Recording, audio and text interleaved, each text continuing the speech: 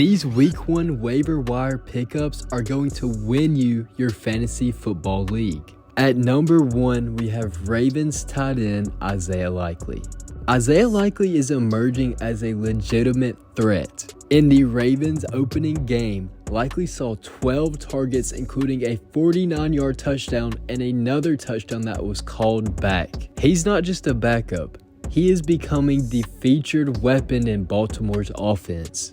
Meanwhile, Mark Andrews struggled against the Chiefs heavily. He only managed 14 yards on 2 catches while Likely stepped up in crucial moments. The Baltimore Ravens offense is evolving, and Likely's athleticism and versatility are making him Lamar Jackson's go-to guy in tight situations. Coming in at number 2, we have 49ers running back Jordan Mason. Jordan Mason had 28 carries, 152 total yards, and a touchdown in his performance against the New York Jets on Monday Night Football. With Christian McCaffrey expected to miss week 2 with a calf injury, Jordan Mason is a must start. With a very favorable matchup against the Minnesota Vikings in week 2, expect Jordan Mason to replicate this performance once again. Coming in at number 3, we have Jets wide receiver Allen Lazard.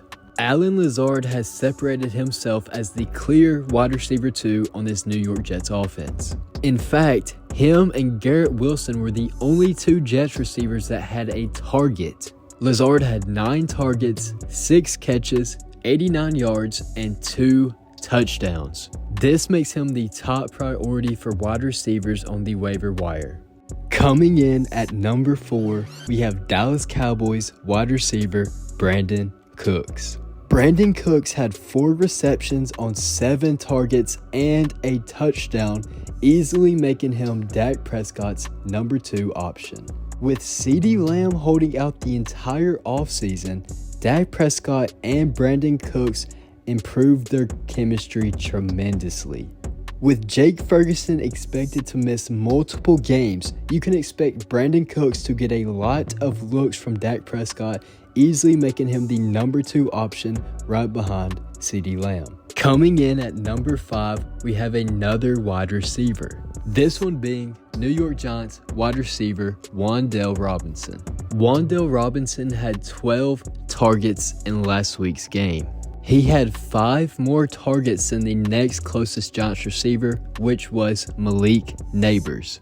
On top of this, you can expect Wan'dale Robinson to get the ball thrown his way every single game multiple times because the New York Giants will be trailing pretty much every single game this entire season. That means that Danny Dimes is going to be airing it out to Wan'dale Robinson. Coming in at number 6, we have Tampa Bay running back Bucky Irving. Bucky led Tampa Bay's backfield in rushing yards by a considerable margin while having way less attempts. Rachaad White had 15 carries for only 31 yards, averaging only 2.1 yards per carry. Meanwhile, Bucky Irving had 9 carries for 62 yards, averaging 6.9 yards per carry. Bucky Irving is the better running back on this team, and he will be the starter before you know it. Coming in at number 7, we have LA Rams wide receiver Tyler Johnson. Tyler Johnson started to get a lot of looks from Matthew Stafford once Puka Nacua went down. Today, it was announced that Puka Nacua will be on IR. That means he's going to miss at least 4 games. Tyler Johnson had 5 catches with 7 targets that went for 79 yards. You can expect him to be the clear wide receiver 2 for the LA Rams while Puka Nacua is out. Coming in at number 8, we have Cleveland Browns tight end Jordan Aikins. Browns tight end David Njoku had to be taken off the field in the 3rd quarter of their season opener. He is expected to miss multiple games. Now, after Njoku went down, Aikins received 4 targets from Deshaun Watson in the 3rd to 4th quarter. Watson was looking his way a lot. Now, Jordan Aikins is probably my favorite waiver wire pickup of the week. This is because Jordan Aikins is basically the only tight end on the Cleveland Browns roster. The Browns currently have 2 other tight ends on the practice squad, but neither Cameron Latou nor Blake Whiteheart have any NFL experience. So if you don't have a solid tight end, I would highly recommend starting Jordan Aikins this week because he is the only tight end on the Cleveland Browns roster, and Deshaun Watson is going to look his way a lot.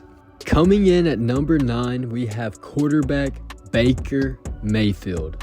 Baker Mayfeild threw for 289 yards, 4 touchdowns to go along with 0 interceptions for 30 fantasy points.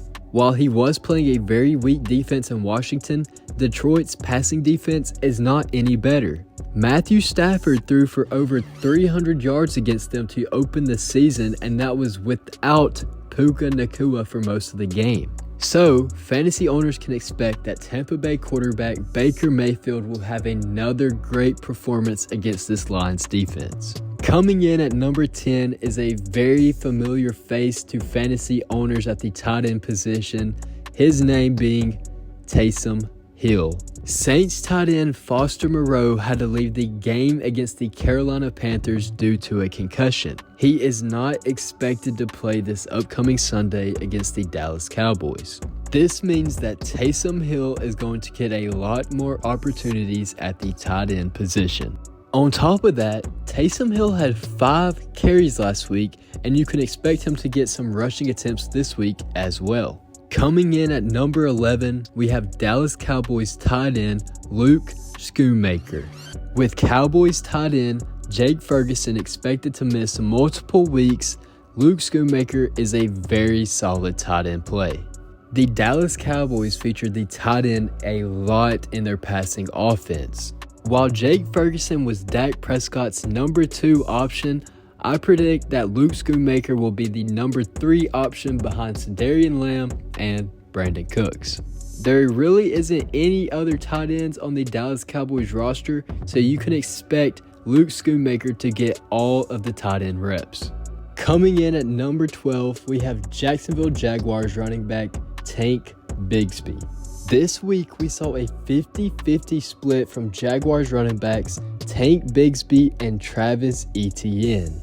They both had 12 carries, while Etienne had 44 yards, Tank Bigsby had 73.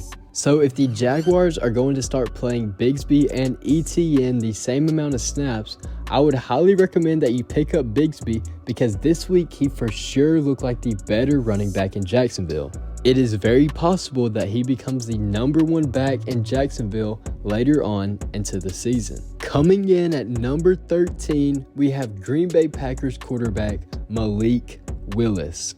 With Jordan Love expected to miss 3 to 6 weeks, Malik Willis has been named the starter against the Indianapolis Colts for this week's game. While Willis is not a great passer yet, he has shown very high upside in his rushing abilities. And that's honestly all we care about for fantasy football. He definitely has the potential to boom in fantasy football as a quarterback.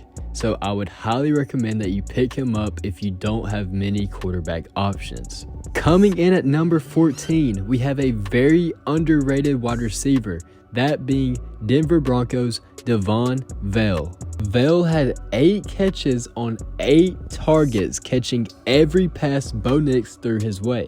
Broncos quarterback Bo Nix seemed to be looking his way a lot, so this could be a very sneaky good pickup if you need a wide receiver. Last but not least, number 15. This number is a little different than all of the rest because it's not a fantasy football player, but instead it is a defense/special teams. This team is the Los Angeles Chargers. The Chargers defense last week absolutely balled out. They only allowed 10 points while getting 3 turnovers and 4 sacks. To make this pickup even nicer, they are playing the Carolina Panthers, who are the worst offense in the entire NFL. So you could honestly expect an even greater performance than week 1. I for sure am starting the Los Angeles Chargers in my Week 2 matchup. So, these were my waiver wire pickups heading in to Week 2. They are going to win you your fantasy football leagues. Make sure to leave a like, make sure to let me know your thoughts in the comments down below, and most importantly, make sure you subscribe and hit that notification bell so you will get all of my weekly waiver wire uploads.